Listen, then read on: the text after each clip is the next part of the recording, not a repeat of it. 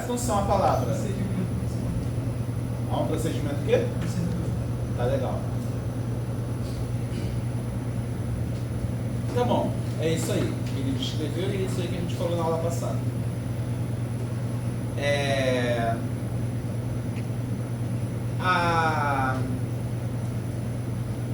A grande contribuição do RPC, então, é que permita que vocês, programadores, desenvolvam código para executar no sistema distribuído sem se preocupar com a distribuição do sistema, sem se preocupar com, para eu executar esse procedimento aqui, eu preciso estabelecer uma conexão com tal servidor. Você só chama o procedimento, só digita o nome do procedimento no seu código, como você faria num sistema que não é distribuído, e o próprio sistema ali que se encarrega de pegar aquilo ali, transforma numa mensagem, leva para o outro lado, executa, pega o resultado, traz de volta. Você não se preocupa com essa parte, você só chama o procedimento. E acreditava-se que esse seria o caminho para desenvolver sistemas distribuídos, tirar a responsabilidade do desenvolvedor de lidar com a distribuição e fazer com que o sistema resolvesse a coisa toda e vocês só programassem como se fosse então um sistema não distribuído. E como eu falei para vocês, falhamos miseravelmente nessa missão, mas foi uma coisa que se tentou fazer. Se a gente não vai para a direção de deixar transparente que o procedimento que você deseja executar não está local, mas sim remoto, a única outra coisa que resta para a gente fazer é saber que está remoto e mandar uma mensagem para o outro lado, né? Provavelmente uma mensagem que vai dizer, olha, faz isso para mim. Estou esperando a resposta. Você, explicitamente, como desenvolvedor, que tem que criar a mensagem, mandar a mensagem e esperar a resposta. E a esse tipo de comunicação a gente dá o nome de comunicação orientada à mensagem. Manda uma mensagem, diz o que você quer que seja feito, se tiver precisar de parâmetros, passa os parâmetros e recebe de volta o resultado.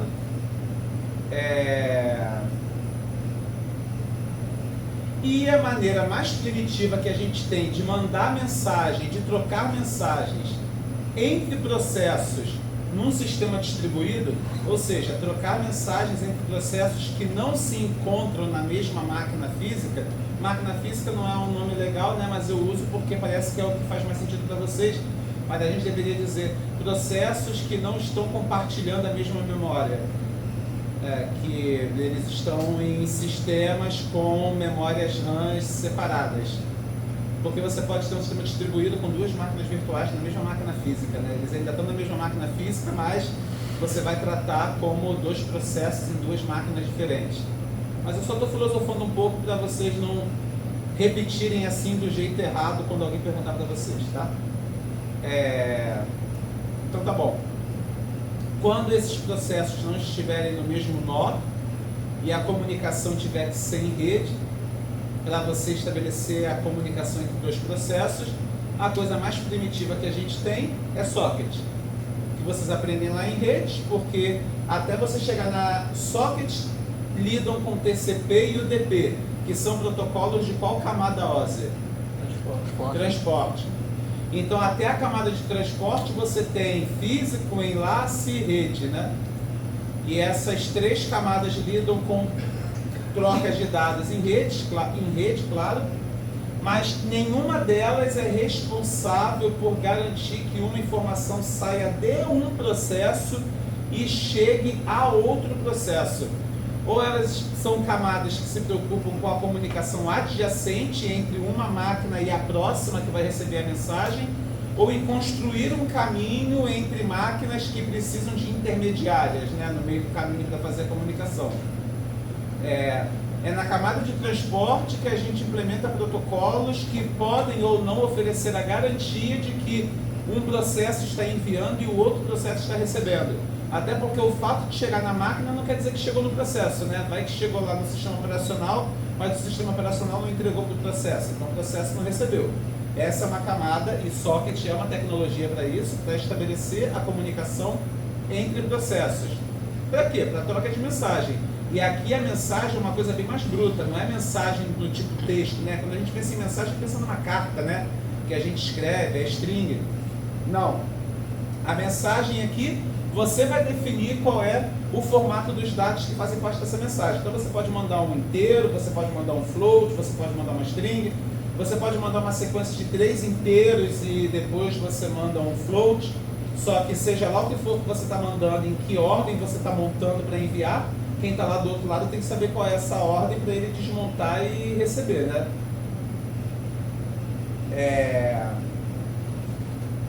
Tá bom. Aí já falo que esse aqui é logo direto, pessoal. Tá bom. Então, um protocolo que vocês aprenderam lá em redes é o protocolo TCP. Como é que você programa com o socket para fazer comunicação TCP? Você tem que criar um socket, você dá um bind desse socket numa porta local, porque se sou eu, um processo na máquina A, tentando se comunicar com um processo numa máquina B. O processo A, para ele conseguir mandar alguma coisa, ele precisa usar uma porta para isso, né? A porta não é só para receber, a porta é para enviar também. Então ele vai se ligar a uma máquina, vai dar um byte numa porta. Sendo o processo servidor, depois que o bind é meio que dizer, sistema operacional, essa é a porta que eu quero para mim. Porta 5.000, 10.000, 15.000. Depois você tem que dar um comando listen, que é ficar ouvindo por pedidos de conexão naquela porta. Então primeiro você pede para usar a porta, pode ser que você tenha seu pedido negado, né? O sistema operacional pode dizer, você não tem direito de usar essa porta, ele pode dizer, essa porta já está em uso por um outro processo, eu não posso ceder ela para você. Mas uma vez que ele conseguiu ter o direito de usar aquela porta, se esse for um processo servidor, para ele receber conexão, ele tem que dar um listen. O listen é a função que vai ficar esperando alguma tentativa de conexão chegar ali. Chegou uma tentativa de conexão, não quer dizer que foi aceito automaticamente. Você ainda tem que chamar a função de aceitar. E você também tem a opção dentro do seu código de recusar. Vai que no list, no momento em que chega a requisição, você fala, opa, eu não conheço esse IP aqui desse cara não quero aceitar a conexão dele não. Você simplesmente não aceita. Tá?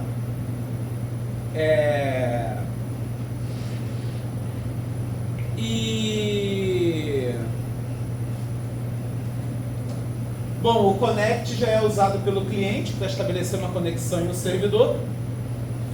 Além disso, a gente tem as funções send e receive, né? Send para enviar, receive para receber. E o close, que é para você finalizar a conexão. Lembra que o TCP ele mantém uma conexão ativa entre cliente e servidor, e ele fica mandando uns ACKs lá, né? Para manter aquela conexão ativa, para garantir que o outro lado não morreu, que ele continua vivo. E a única maneira que tem de você acabar é dando esse close. Ou se cliente ou servidor eles abortam, o outro em algum momento vai mandar um sinal de vem cá, você está vivo ainda? E não vai receber nada e vai automaticamente cancelar ali a comunicação, né? Então,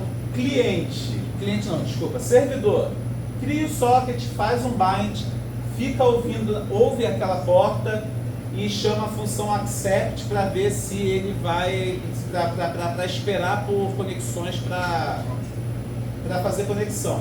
Estabelecida uma conexão, vai ter uma ordem aqui de sends e receives, né? Qualquer um a qualquer momento pode chamar o close para dizer, olha só, quero finalizar a conexão.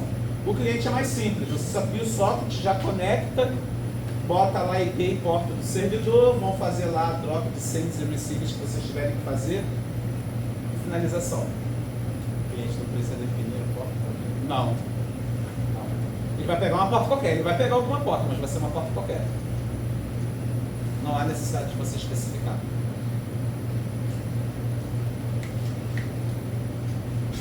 Isso torna o código bem verboso, até porque tem esse monte de parâmetro ali que você tem que passar para especificar que você está criando. Esse sockstring, em algum momento eu falei para vocês que tem livro que trata o TCP como um string de informação porque elas estão relacionadas, né? Que tem a ordem que eu estou enviando e ele bota assim no sequenciamento nos pacotes e tal.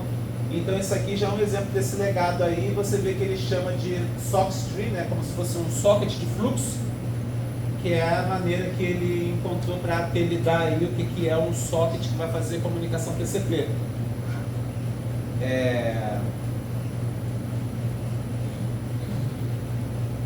Aí, isso aqui está até em Python.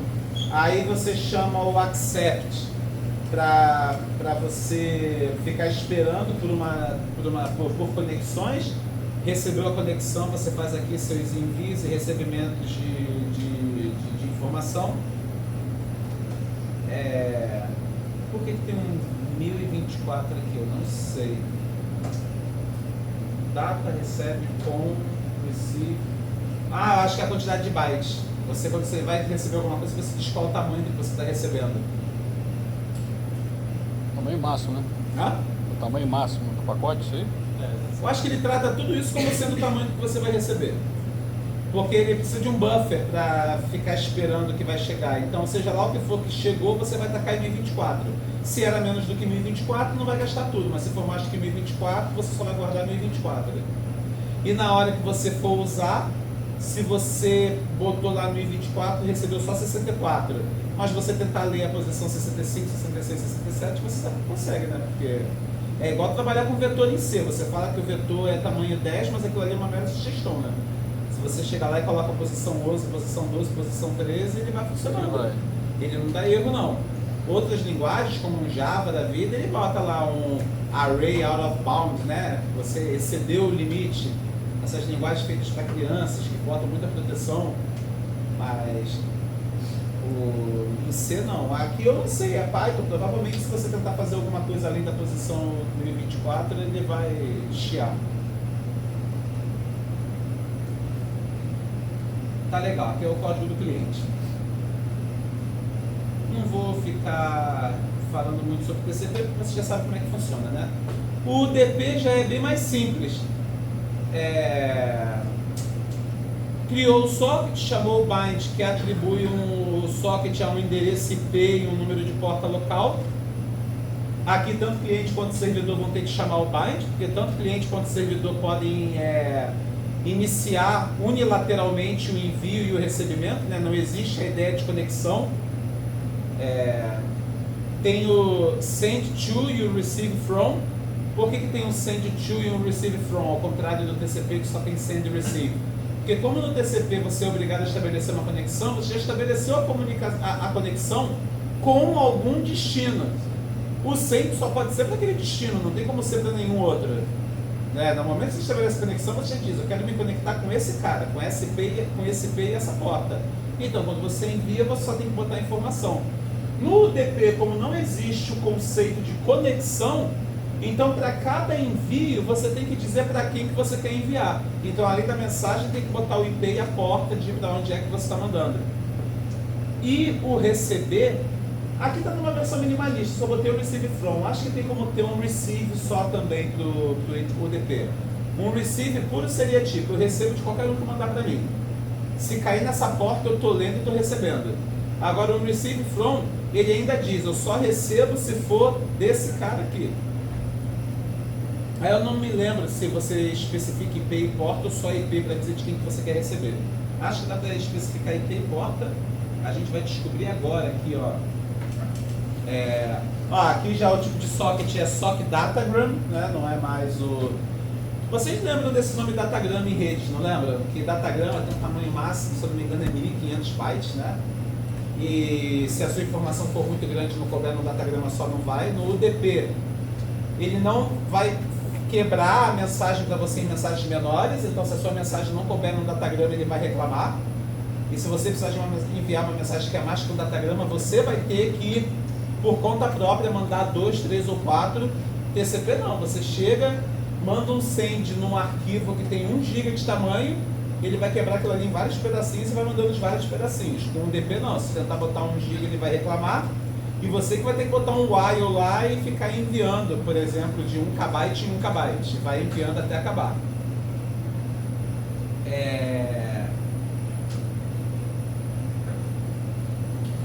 Não, o receive from aqui não está nem especificando IP não, olha, ele só está botando o tamanho em bytes. Mas tem alguma variação do receive que você vai poder especificar qual é o IP e qual é a porta. Vamos ver o send aqui. Ó, o send sim, ó. O send você já obrigatoriamente tem que botar a mensagem, né? Tá aqui, tem que botar a mensagem, ainda tem que botar o IP e a porta de quem vai receber. Isso é Java, né? Isso é Python, cara. Isso é Python, não tem nem ponto e vírgula. É. É que o import lá tá faltando from, né? É, mas também tem. Também a palavra do Python, né? Esse import. O import não é from, tem um from antes. From, Como assim, import from? não, from, aí a biblioteca, né? Isso aqui é lá. Ah, o Python é from, é from, import, não? socket, import. Ah, Não, mas você pode botar a biblioteca inteira para você poder usar qualquer função que não seja só import, então você pode pegar um from específico. Ah, tá, entendi. Aí o from é para você pode especificar. Tá convencido, José? Tá bom. Mas com isso vocês já sabiam trabalhar, né? Com o TCP e o DP já fizeram o trabalhinho de vocês lá em rede. Já perceberam que dá muito trabalho com essa coisa, é muita função, né? É bind, é list, né? Accept. Bom seria se você só criasse e falasse assim, conecta com fulano, envia, recebe e acabou, né? E aí criaram o ZeroMQ. ZeroMQ, dá pra chamar isso de biblioteca? Não vou chamar de biblioteca não, deixa eu ver qual o nome que eu dou aqui. Não do nome, né? Vamos chamar de abordagem, então, né? Já que tá falando palavra. Ele cria uma camada de abstração em cima do socket para facilitar as coisas. Então ele define 4 padrões de comunicação. Ele constrói padrões de comunicação em cima de socket e ele oferece para você esse padrão de comunicação de mais alto nível. Ele tem a comunicação par, requisição-resposta, publica-subscreve e o pipeline. Tá.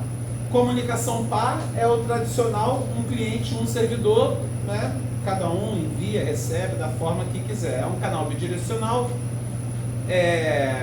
mas alguém tem que estabelecer a conexão, quem estabelece é o cliente, o servidor é aquele que fica ouvindo, né? Nesse caso, quando conversa entre os dois, eles ficam alternando de papel, quando ele está recebendo, ele vira servidor. Não. A definição de cliente ou servidor é quem que estabelece a conexão e quem que fica esperando alguma conexão. Isso pra gente que é o conceito de cliente e servidor. A pergunta que você fez faz sentido com o UDP. Que no UDP você vê que, tipo, a gente chamou esse aqui de servidor e esse aqui de cliente pelo simples fato desse aqui estar enviando e esse aqui está recebendo. Mas o código é o mesmo. Se você trocar a ordem aqui de envia e recebe, né? Por exemplo, então quer dizer que aqui embaixo esse aqui virou o cliente e esse aqui que virou o servidor, né? Tá bom? Mas a gente entende como cliente aquele que solicita o estabelecimento da conexão e servidor aquele que fica esperando alguma coisa. É que aqui você não espera por conexão, né? Você já espera pela mensagem direta. Aqui a gente ainda vai haver um estabelecimento de uma comunicação. Eu achei que eu tivesse um exemplo de código aqui, mas não tenho não. Então vamos lá. Isso aqui é muito parecido com socket. Uma coisa comum, a gente estava falando do RPC justamente porque a gente queria uma maneira de programadores poderem pedir para algo executar em outro lugar e receber uma resposta, né? Que a gente também costuma chamar isso muito aqui de serviço.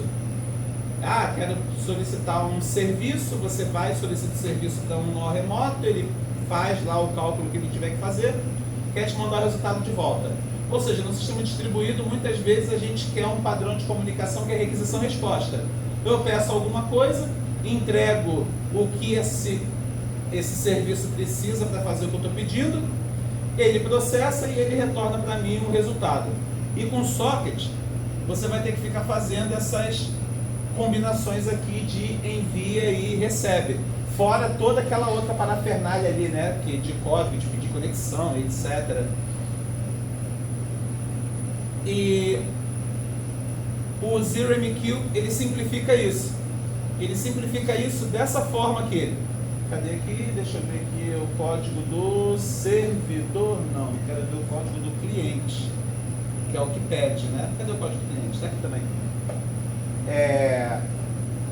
Criou o socket. Você disse que você quer um socket do tipo requisição-resposta. Você já informa aqui, ó, se conecta no IP tal, porta tal. Aí aqui numa única linha de comando, ele já especifica qual é o protocolo de camada de transporte que ele quer, TCP. Você já especifica qual que é o IP, que aqui está como localhost, porque é cliente e servidor na mesma máquina, né? E a porta, 1, 2, 3, 4, 5.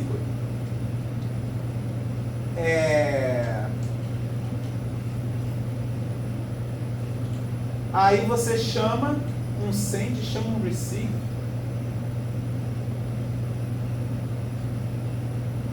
Não está tão simples quanto eu imaginava, não. Cadê aqui? Talvez eu esteja esquecendo alguma coisa aqui para falar para vocês. Mensagem, receive, send, block, until. Bom, não estou me convencendo de que está muito mais alto nível de abstração, não. Mas, pelo menos a parte de conexão aqui fica mais simples, né?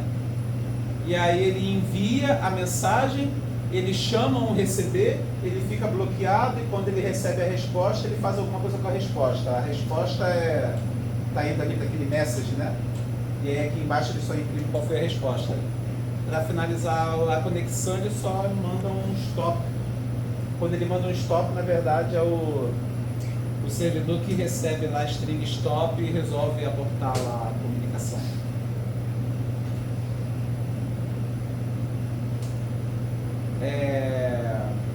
Vamos lá.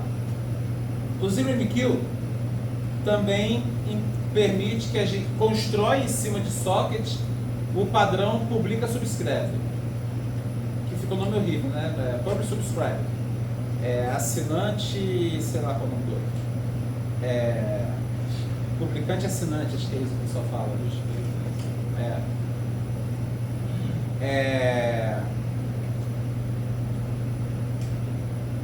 No publicante assinante, se você tiver alguma informação, você publica essa informação num determinado tópico e os assinantes daquele tópico recebem a informação. Quem publica a informação não tem a menor ideia de quais são os interessados em receber a informação, né? Ele só tem que ter a responsabilidade de mandar. E quem estiver interessado recebe, se em algum momento deixar de ficar interessado, só se desinscreve, né? E aí para de receber.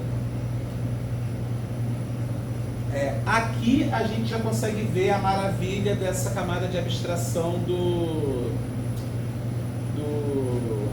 ZeroMQ.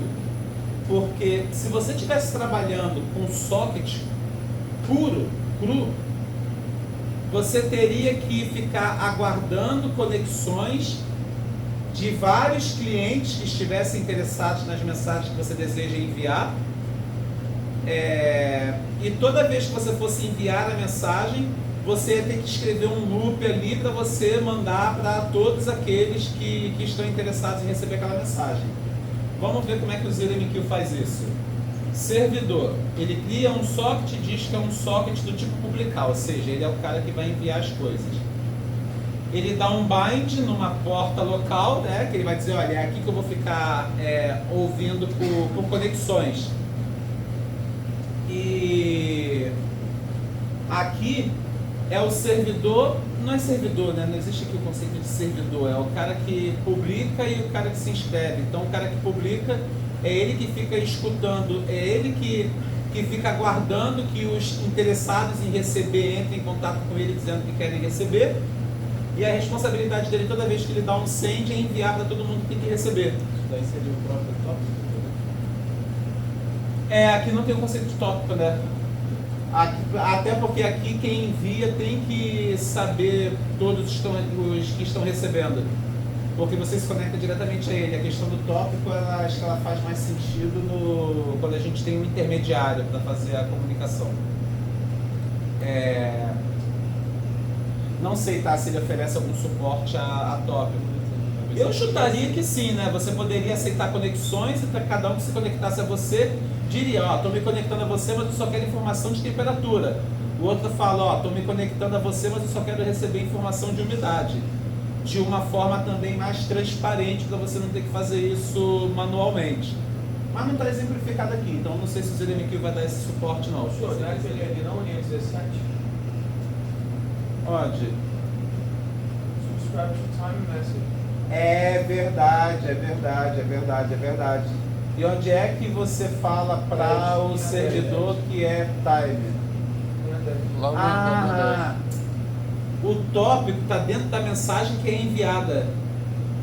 E na hora que você recebe a mensagem, ele vai vasculhar aquela string e ver se tem a palavra time dentro dela, e se tiver, que você vai receber. Do contrário, você não vai receber. Ou melhor, aqui ele vai enviar, né? Do contrário, ele não vai enviar. Então, no caso, ele não seria o próprio intermediário. É, porque só tem eles dois, né? Não tem intermediário aqui. Aqui é só dois, o assinante e aquele que publica. Então o servidor, eu falo servidor, né? Até cheio de servidor lá, né? Mas é o cara que publica. Ele fica aguardando por conexões dos assinantes que estão interessados em receber as mensagens. Aqui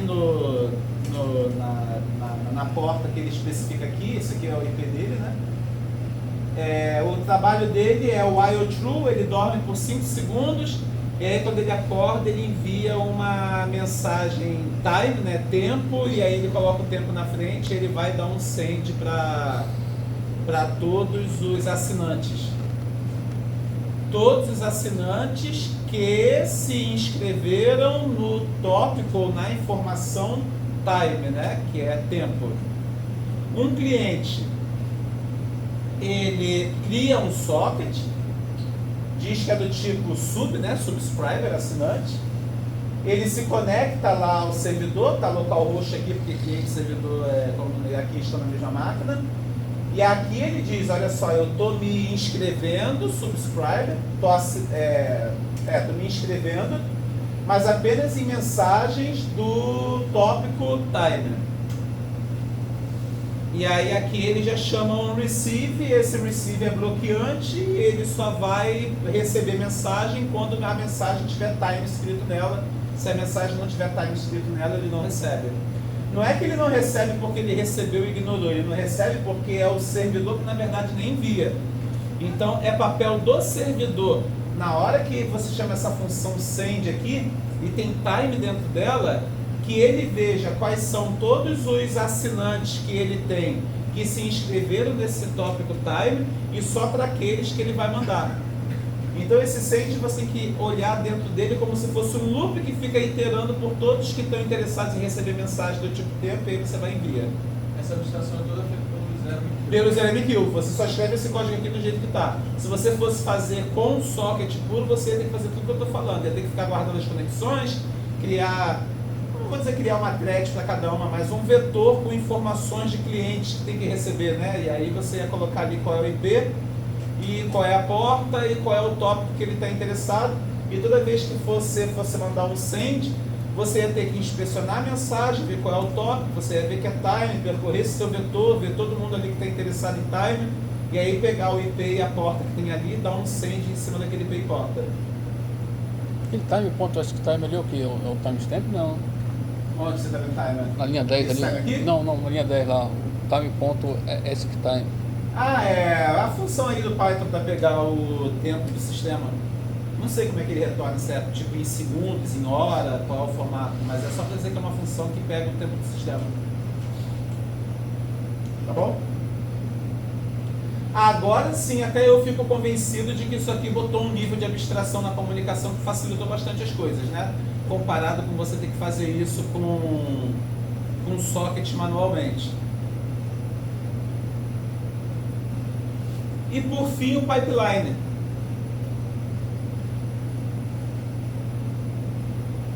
A ideia do pipeline é que, bom, deixa eu ler porque lento talvez eu não me enrole tanto. Permite distribuir mensagens para vários trabalhadores organizados em um pipeline. O push distribuirá as mensagens de forma equilibrada, round robin, tá?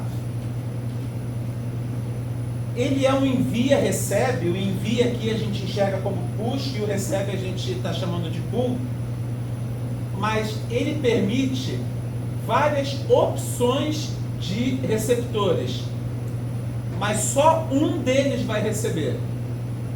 E isso é uma forma de você distribuir trabalho no ambiente distribuído. Você tem uma réplica lá, você tem 20 instâncias de um determinado serviço, que você está usando isso para você fazer de distribuição, balanceamento de carga, porque você tem muita demanda no sistema, então você precisa de 20 instâncias daquele serviço. E o push é um push que diz, eu estou querendo enviar para esse serviço aqui. Mas ele não quer escolher se é a primeira, a segunda ou a terceira instância. Na verdade, ele só está dizendo, olha, qualquer um que receber tá bom, eu só quero que algum receba. Entenderam isso? Ou não? É aqui que a gente começa a ver a distribuição de carga no ambiente distribuído. A ideia do ambiente distribuído é que a gente use réplicas, né? Tem que criar várias cópias de coisas. Porque é distribuído, você quer várias máquinas justamente porque um só não daria conta. Se um só não dá conta, você bota 100, mas você bota 100 para fazerem a mesma coisa que um faz. Mas se 100 fazem a mesma coisa que um faz e você precisa de 100 porque você tem muita demanda, qual desses 100 vai receber? Ou melhor dizendo, qual desses 100 vai atender a requisição? Então aqui o ZeroMQ resolve para você. Ele escolhe um daqueles 100 e é um daqueles 100 que vai receber. E aí ele diz que a política que é utilizada aqui é round robin. O que significa a política round robin para você distribuir alguma coisa? Um de cada vez. Vai né? Primeiro um, depois o 2, depois o 3, depois o 4, 99, 100 e aí volta para o primeiro de novo. Isso aí. É um rodízio, né? Round robin é um rodízio. Eu levei muito tempo para entender por que chamam isso aqui de pipeline, se na verdade esse conceito de distribuição tem mais a ver com balanceamento de carga do que com pipeline. E aí depois que eu fui entender, a ideia é que você vai construindo um encadeamento. Por isso que eu peguei essa figura aqui até para exemplificar. O push, ele só pega e manda a mensagem. Mas aqui não é um protocolo de requisição-resposta, que eu mando e eu aguardo receber uma resposta. Se esse cara mandar alguma coisa para frente e quiser receber uma resposta, ele tem que botar um pull depois. Mas aí você está usando um push-pull para você fazer, na verdade, uma requisição-resposta, né? Aqui não. Você só manda, o cara da frente recebeu e teu trabalho está feito. Qual da frente que vai receber? O que tiver disponível, o que for a bola da vez. E aí você pode fazer um encadeamento de vários processos. E muitos sistemas são assim, né? Primeiro você faz isso aqui, depois você faz isso aqui, depois você faz isso aqui. É tipo linha de produção, né? Primeiro pega a garrafa, bota na esteira, depois bota o líquido nela, depois bota a tampa, depois bota o rótulo e pronto, a garrafa está pronta.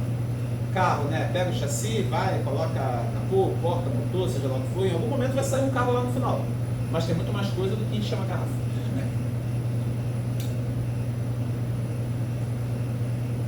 Tá, não vou perder tempo olhando para isso aqui não, mas tá legal. Então lembrando, ZeroMQ é chamado de ZeroMQ por quê? Porque MQ significa Message Queue, fila de mensagens. E Zero é zero, ou seja, ele não é um sistema que utiliza filas. Ele é um sistema que não tem intermediários, ele é um sistema que você só tem as duas partes, ou N partes comunicantes, mas só as partes comunicantes, sem nenhum intermediário na comunicação. E as trocas de mensagem com ZeroMQ são todas transientes. O que significa uma troca de mensagem transiente?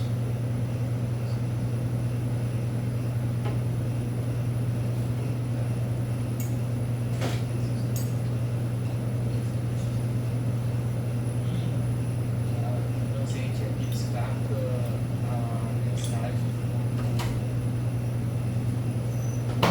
Não fica navegando. Isso, não fica armazenado até receber. Isso significa o quê? Traduz isso para mim. Não fica armazenado até receber. Agora traduz isso para mim. Eu estou enviando, você está recebendo. O que é então? O que significa então transiente? Em que momento que vai se perder? Então toda vez que ela é enviada, ela se perde. Não, no momento que o receptor não está disponível, né? Se eu não estiver disponível na hora de ser enviado. Ah, é aí que eu queria que você chegasse. Então é uma comunicação em que se eu quero enviar para alguém, mas quem tem que receber não está disponível, é nesse momento que se perde. Mas se eu quiser enviar agora e você estiver disponível para receber, a mensagem se perde? Não, né? Você vai receber, ué. É nesse sentido que a gente, se fosse persistente e eu quisesse mandar e você não estivesse disponível para receber, ela ficaria guardada em algum lugar até você receber. Tá? Mas não, a comunicação aqui ela é transiente. O Guerra, nesse pipeline aí, o produtor ele manda a mensagem para todos aqueles aqueles blocos lá. E o receptor Para vai. todos não, para um deles. Mas como é que, Mas você não sabe para qual. Mas não importa. E como é que o receptor vai receber, o destinatário lá no final, lá, o coletor vai receber? Vai saber? Todos eles são equivalentes. O que importa é que algum receba, porque qualquer um que receber vai fazer a mesma coisa que qualquer outro faria. Tá. Não é a mensagem, é alguma coisa que ele vai produzir ali dentro, é um Um processo serviço, que vai, você quer que vai que seja produzir. realizado. O serviço poderia ser, Tá. ordena esse vetor para mim. Tá, beleza. Aí o Aí resultado você manda final- o vetor e alguém tem que ordenar e passar para frente já ordenado. E o resultado Faz tá. diferença se for o primeiro, o segundo ou o terceiro que ordenou, mas você também não quer que os três ordenem, né? Você só quer que Eu um estava ordene. imaginando que você ia colocar o resultado ali dentro para depois você pega lá fora, do outro lado. E aí ficaria inconsistente porque você teria esse resultado, vamos supor, do vetor ordenado só em uma posição e não estaria nas outras, né? Mas eu entendi agora o que você falou. Qualquer um que recebeu, ordena Ele o vai vetor fazer o todo. serviço, na verdade ele vai fazer o trabalho ali de ordenar o vetor e ser puxado lá para fora, né? Depois. Isso, e aí esse cara aqui vai receber o vetor ordenado. Aqui Beleza. você tem um vetor não ordenado, aqui você tem um vetor ordenado e aqui você tem um cara ordenando o vetor. Beleza. Tá? Se eu botar mais camadas entre o primeiro cara e o resultante, por exemplo, o cara vai ordenar, depois vai mandar para um outro cara que divide todo mundo. Ah, Aí esse que divide vai mandar para um outro que vai receber já ordenado. E você vai montar um pipeline mais longo, né? Vão ter mais camadas. mais ou menos a probabilidade da mensagem se perder assim da precisão. Porque vai mandar. A gente não. Essa discussão não cabe aqui. Tá legal? A gente não está discutindo sobre probabilidade de perda em momento nenhum. Tá. A gente só está falando aqui, a gente só está discutindo o cenário perfeito, não há falha na comunicação, nenhuma máquina vai desligar, ninguém vai ficar fora ninguém vai perder conectividade de rede. Todo mundo aqui está executando. O máximo que a gente pode falar aqui é que um está ocupado executando alguma coisa e o outro não está. É justamente por isso que a gente coloca várias, né? Para você fazer essa distribuição de carga. Tá bom? E se você quiser botar várias coisas para serem feitas em várias camadas, então um vai passar para o outro vai fazer a parte dele, vai passar para o próximo, vai fazer a parte dele, vai passar para o próximo, vai fazer a parte dele. Eventualmente chega lá no final um dado que já passou por todos os processos que você estabeleceu. Que fosse ordenar, depois dividir, depois multiplicar por alguma coisa, depois achar o maior, seja lá o que for, tá? Lá no final chega o resultado pronto. Tá bom?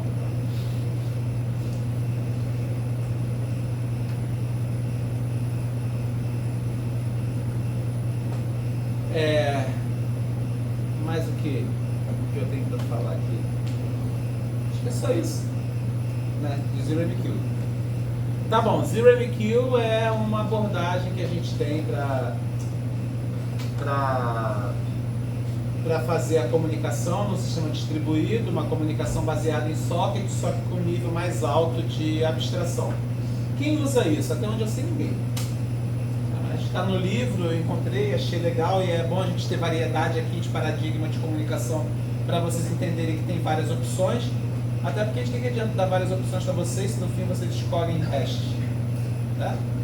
É igual criança, come em casa, quero comer na rua. Chega na rua, pega arroz, batata frita e frango. Pô, desgraçado, isso aí que come em casa, né? Ao invés de pegar uns negócios que a mãe não faz em casa, né? Professor, quantos por cento da turma você acha que vai fazer trabalho em Ah, metade.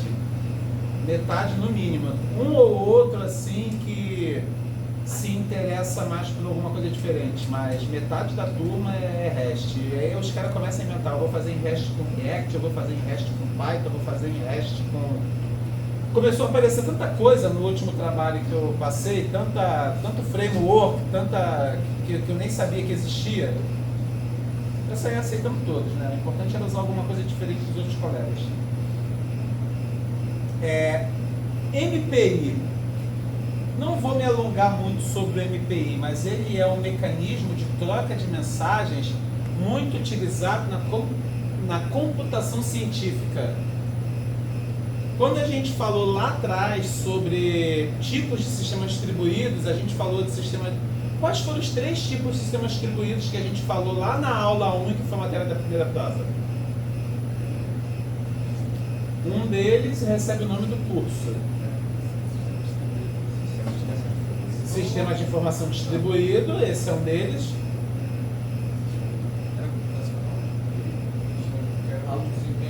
Alto desempenho, isso aí, que é aquele focado em computação científica.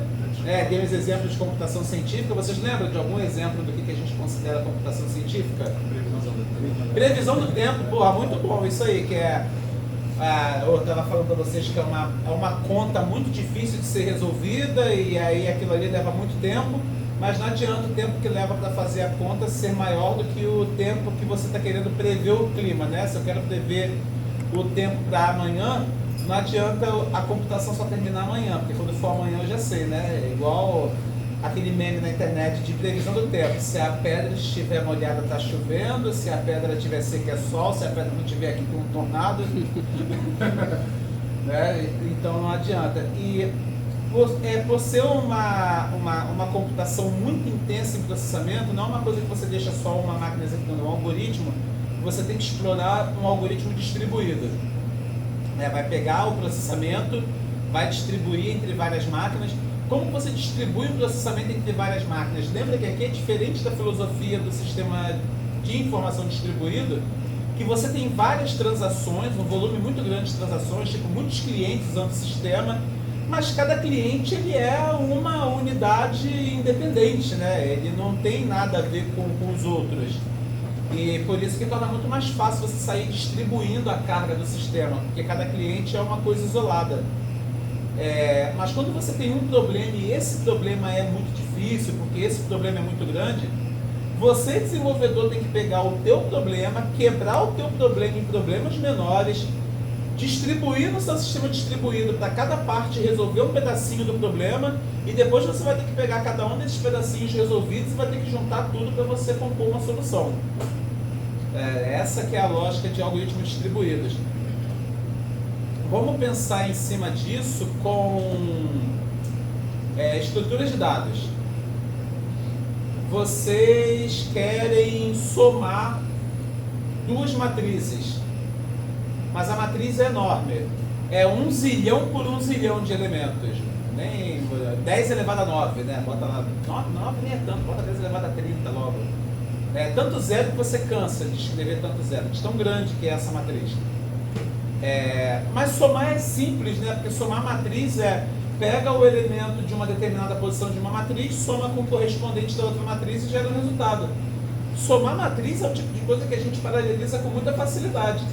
Se a minha matriz for 9 por 9, eu consigo paralelizar 9 por 9 dá 81 elementos, né? Eu poderia pegar cada célula e dar para um nó, e com 81 nós, cada um faria uma sombra e eu teria a sombra da minha matriz. Mas eu não quero ter 81 nós, só quero ter 9. Tá bom, então manda 9 nós para cada 9 células para cada nó, né? Cada uma vai somar 9 números. Ainda assim, no final, você tem 81 somados. Então, observa que a soma é muito fácil. Tanto que trabalhar com matriz é fácil de paralelizar, que toda essa história das GPUs, ela surgiu com computação gráfica. Que computação gráfica é a matriz, né? Você representa tudo com operações matriciais, pegar o objeto e botar ele no espaço, transladar esse objeto, girar esse objeto, representar um objeto como um polígono, tudo aquilo ali é operação matricial. E para você fazer as movimentações, rotações e tal, é multiplicação de matriz por matriz, de matriz por vetor. E aí vem essa história da GPU, porque é fácil você paralelizar, né? A operação é a mesma, são vários dados, mas você consegue segmentar facilmente, dar cada um para trabalhar só com uma parte daqueles dados. O MPI ele vem para ser uma alternativa de meio de comunicação para você conseguir distribuir essas informações do problema entre vários receptores. Eu tenho uma matriz, eu quero somar, eu quero distribuir entre 9 outros processos. O MPI ele oferece mecanismos para você facilmente conseguir mandar esses pedacinhos dessa matriz para cada um dos processos que tem que receber. E claro, né, quando cada um terminar de fazer a soma da sua parte, mandar o resultado de volta para você.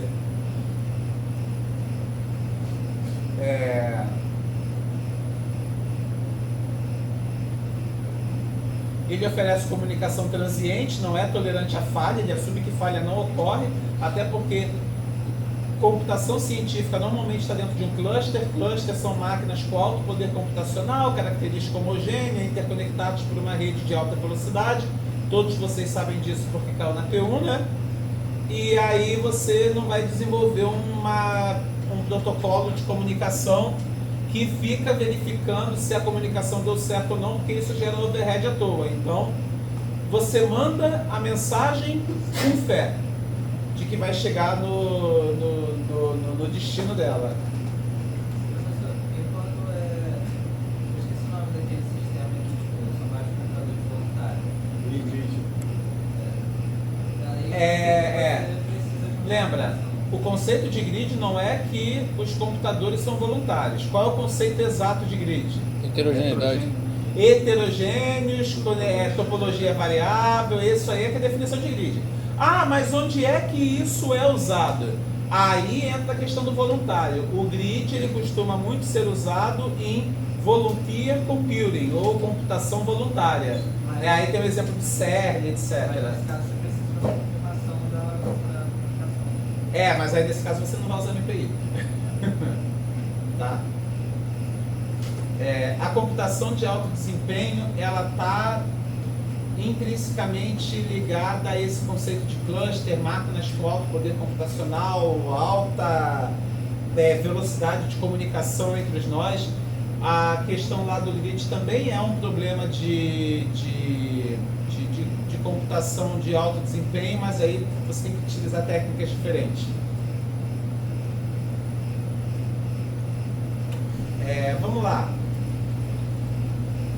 A comunicação ocorre dentro de um grupo, cada grupo recebe um identificador, cada processo dentro do grupo tem identificador, tá bom. Tem um conceito de grupo, esse que importa, né? E aí quando você manda a mensagem ela chega para todos os membros daquele grupo. Esse conceito de grupo ajuda a tornar a comunicação mais fácil.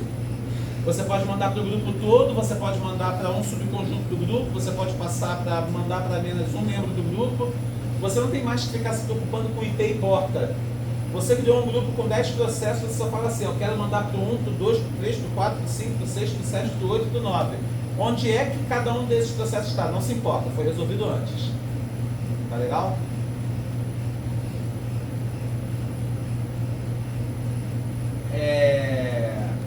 Tá bom, não preciso ficar lendo cada uma dessas funções aqui.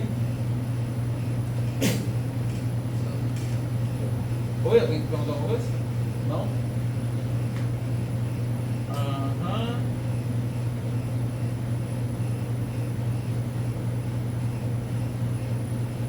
Tá bom, não vou ficar lendo função para vocês não, porque função vocês sabem ler.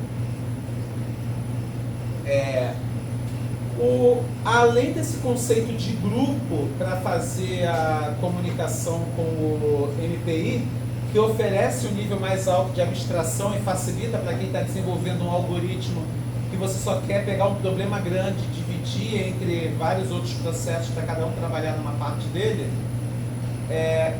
ele oferece uma grande variedade de opções de funções para fazer o envio e o recebimento de mensagens. Aqui eu dou só alguns exemplos. Então, por exemplo, o bsend, ele pega a mensagem e bota na fila de saída de mensagens para ser enviado, mas ele não deixa ser enviado. É meio que pegar a tua mensagem, botar dentro da carta, mas só pegou a carta e guardou ali na tua mochila e não foi no correio e botou essa carta em lugar nenhum. Já está ali engatilhado para ir, né? Mas você ainda não deu o disparo para enviar. Aí tem um send aqui, esse aqui é um send bloqueante, né? Ele envia e ele espera até que o destinatário receba. Ele espera, né? Então, ou seja, ele fica bloqueado. O destinatário local, né? Hã? O destinatário local ali, né? O buffer local ali, é isso? Until copied to local or remote buffer, né? Ou seja, até o buffer lá do destinatário. Remoto. Ou seja, chegou onde tinha que chegar. Nesse momento você está satisfeito. Aí tem o S-Send, que ele até fica bloqueado, mas ele só fica bloqueado até o começo da transmissão. Começou a transmitir, ele já avança. Se a gente fosse pensar no correio, seria tipo, você vai lá, pega a carta, leva no correio, entrega, e você fica lá esperando até a vanzinha do correio sair com a sua carta. Na hora que a vanzinha saiu com a carta, você fala, pô, não, agora eu posso ir para casa que eu tô confiante de que a minha mensagem vai chegar no destino dela. Send and receive, você manda e você espera uma resposta. I send, ele passa uma referência.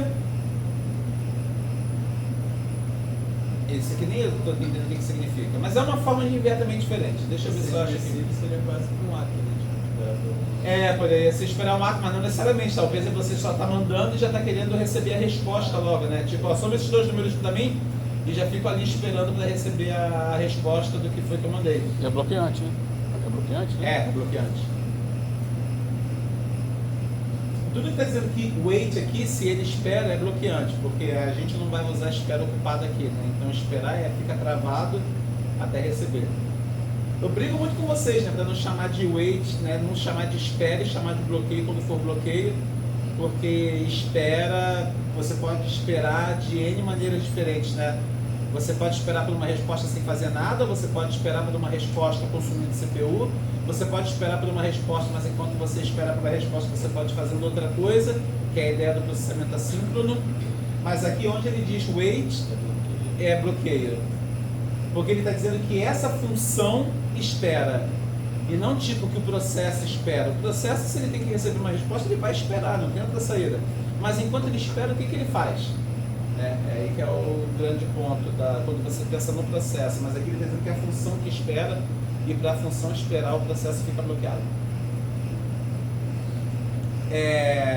Essas são só algumas opções, mas o MPI, na sua última versão, ele tem mais de 600 operações. Né? Operação para criar grupo, operação para criar subgrupo, operação diferente para enviar, para receber, para você dizer que quer enviar, mas não necessariamente enviar, para você verificar se tem algo para receber, mas não receber, você só quer saber se tem alguma coisa lá, mas você não quer receber e ver o que é. E tem essa grande variedade de funções, porque alguém tentou resolver algum problema alguma vez na vida em que ele sentiu falta daquilo. Imagina que teu algoritmo não precisa consumir a mensagem, ele não tem que receber, até porque aqui, como é comunicação, se mandou uma mensagem para mim, se eu li e eu recebi, eu tirei do buffer, né? Então não pode ter outro recebendo, só eu recebi e acabou. Alguns algoritmos, você não precisa pegar a mensagem, tirar a mensagem do buffer e pegar para você, porque a sua lógica de programação só tem que saber se a mensagem chegou. A sua lógica de programação não envolve ver o conteúdo da mensagem, então você tem uma função específica para isso. E ela vai ser computacionalmente mais barata, porque só verificar se a mensagem chegou ou não é muito mais rápido do que pegar aquela mensagem inteira e copiar do buffer do sistema operacional para dentro do seu processo. E como a gente está pensando numa computação de alto desempenho, qualquer processamento extra ali é um preço muito alto a ser pago.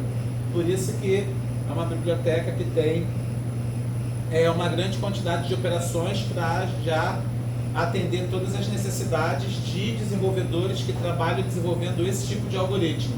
É trabalho de vocês desenvolver esse tipo de algoritmo? Não. É por isso que ninguém nunca pegou esse protocolo que está fazendo o trabalho. Mas a gente tem um aluno que não está aqui hoje, inclusive, que é o Vitor Balestre, inclusive era coordenador do curso de matemática aqui da UF. Ele já é professor da UF e resolveu fazer computação. E ele está fazendo agora pós-doutorado. É tudo, né? Professor, aluno de graduação e ainda está fazendo pós-doutorado. Com computação científica no INPA, que é o Instituto de Matemática Aplicada. E lá ele vai ter que usar MPI. Aí ele foi e falou que vai escolher trabalhar com MPI. Finalmente, depois de 2 semestres, alguém vai pegar MPI. Mas para vocês verem qual é o perfil de quem trabalha com esse tipo de protocolo, e que, bom, não é o perfil de vocês, né? Não é para esse tipo de desenvolvimento que nós estamos formando vocês. Vocês podem trabalhar com isso se quiserem? Claro que pode. Vocês podem ser Uber, pode montar uma banda de rock, pode começar a vender drogas, faz o que quiser da vida. Mas o que a gente está formando vocês é para desenvolver esse sistema de informação. Tá bom? Vai que vocês fazem igual aquele seriado lá, acho que é da Netflix, que é como vender drogas online. Aí já une a formação e a paixão.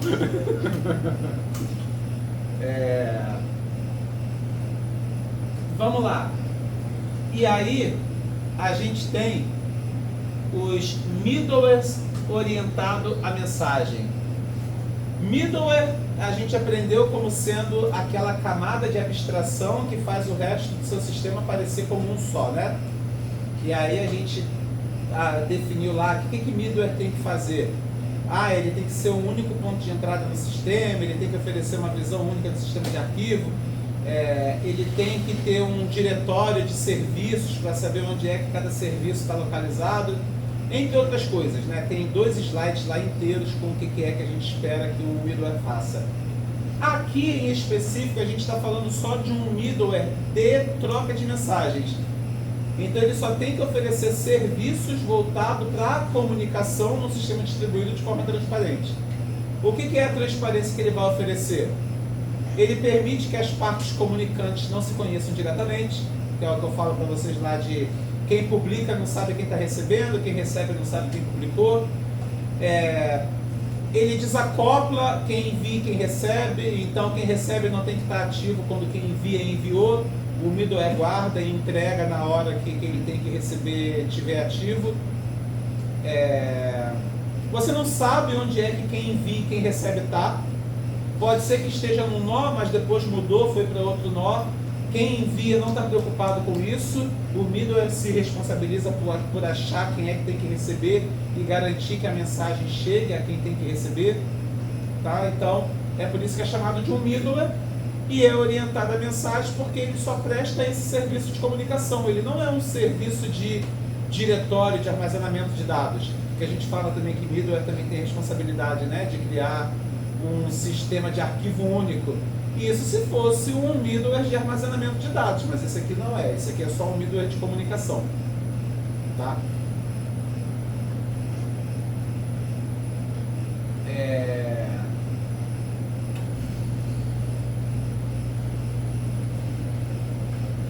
Bom, vou fazer a chamada e vou deixar para continuar falando disso na próxima aula, porque eu não vou terminar isso hoje. E é conteúdo suficiente para dar numa única aula. Então, como a gente tem tempo hoje, e para eu não perder tempo na próxima aula, eu já posso falar para vocês sobre como vai ser o trabalho, né? E eu vou ter que tomar umas decisões agora, vou pensar junto com vocês.